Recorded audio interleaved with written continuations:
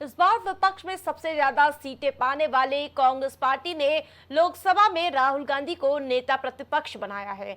राहुल गांधी के लिए ये पहला मौका है जब वे अपने 20 साल के पॉलिटिकल करियर में पहली बार कोई संवैधानिक पद संभालेंगे। साथ ही वे इस पद पर रहने वाले गांधी परिवार के तीसरे सदस्य होंगे।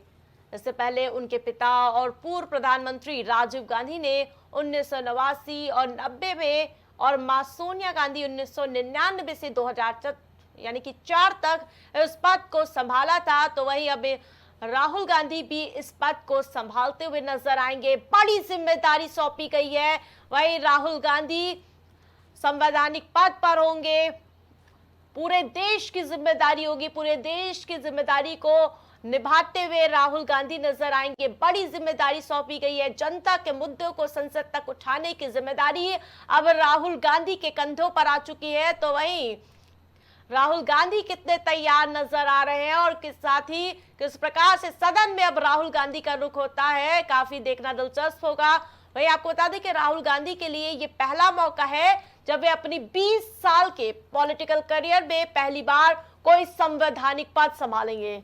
साथ ही वे इस पद पर रहने वाले गांधी परिवार के तीसरे सदस्य हैं। इससे पहले उनके पिता यानी कि पूर्व प्रधानमंत्री राजीव गांधी, तो वही मां सोनिया गांधी ने इस महत्वपूर्ण पद को संभाला है। तो वही अब राहुल गांधी भी बड़ी जिम्मेदारी निभाते हुए नजर आएंगे। ये कहीं ना कहीं कांग्रेस पार्टी के लिए भी गौरवशील पद होगा और इसके अलावा राहुल गांधी के लिए भी इस पद को संभालना चुनौतीपूर्ण होगा। वही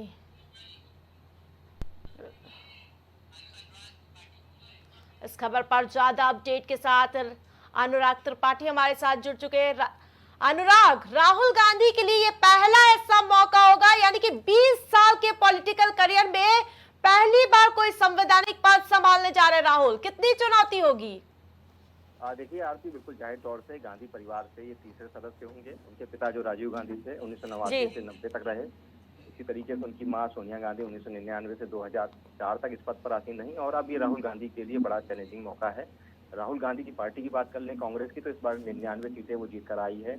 18वीं लोकसभा में जिस तरीके से एक पुरजोर तरीके से इंडिया ब्लॉक ने धमक के साथ अपनी एंट्री की है, उसके बाद जिस तरीके से राहुल गांधी इस बार नेता प्रतिपक्ष बनते नजर आ रहे हैं, तो ये दिखाई देता है कि राहुल गांधी के कद में बढ़ोतरी हो रही है।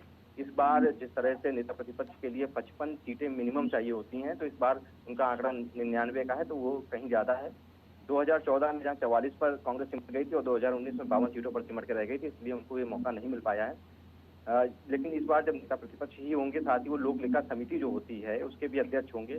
चीफ इलेक्शन कमिश्नर जिसकी नियुक्ति की जाती है उसमें उनकी भागीदारी होगी। ईडी और सीबीआई जो डायरेक्टर होते हैं उनके नियुक्ति के लिए भी प्रधानमंत्री मोदी को कहीं ना कहीं राहुल गांधी की सहमति की जरूरत होगी। तो ये तमाम जो बड़े बदलाव हैं, फेरबदल हैं, इनको करने के लिए कहीं ना कहीं नेता प्रतिपक्ष की जरूरत पड़ेगी।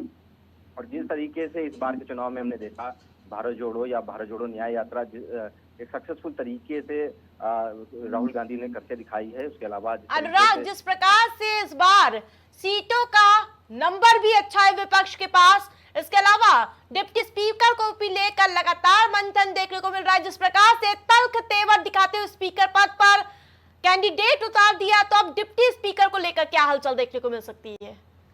देखिए, राजनाथ सिंह को ये सभी पार्टियों को मनाने का दिया गया था जिम्मा कि सभी पार्टियों को एकमत कर लें और ओम बिरला के लिए सबके नाम को सहमत कर लें, लेकिन ऐसा हो नहीं पाया, जिसके बाद कांग्रेस ने के सुरेश को उतारा था। और लेकिन के सुरेश आज ओम बिरला के सामने कहीं खड़े नजर नहीं आते और ओम बिरला लोकसभा स्पीकर बन चुके हैं। तो इसके बाद जिस तरह जरूर डिप्टी स्पीकर का पद की मांग जिस तरह से इंडिया ब्लॉक की तरफ लगातार मांगी जा रही है, तो उसको लेकर के अभी भी मंथन का दौर चल रहा है।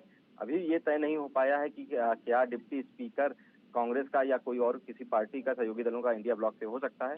इस पर अभी मंथन का दौर चल रहा है, लेकिन इतना जरूर है कि डिप्टी स्पीकर का पद एक अहम पद है और जिसको लेकर के इंडिया ब्लॉक अभी भी अपनी मांग उठा रही है। देखना दिलचस्प रहेगा क्या इस बार कोई डिप्टी स्पीकर बनता है, क्योंकि 2014 और 19 में हमने देखा 2019 में कोई भी डिप्टी स्पीकर नहीं था और स्पीकर के तौर पर ओम बिरला उस पूरी कार्रवाई को संभालते रहे हैं। तो जाहिर तौर से क्या नया अपडेट आता है, क्या कोई नया हमको अपडेट या बदलाव देखने को मिलता है, इस पर सबकी निगाह बनी हुई है कि डिप्टी स्पीकर का पद क्या राहुल गांधी एंड कंपनी को मिल सकता है या इंडिया ब्लॉक के खाते में आ सकता है, इस पर सबकी निगाह बनी हुई है। बहुत बहुत धन्यवाद।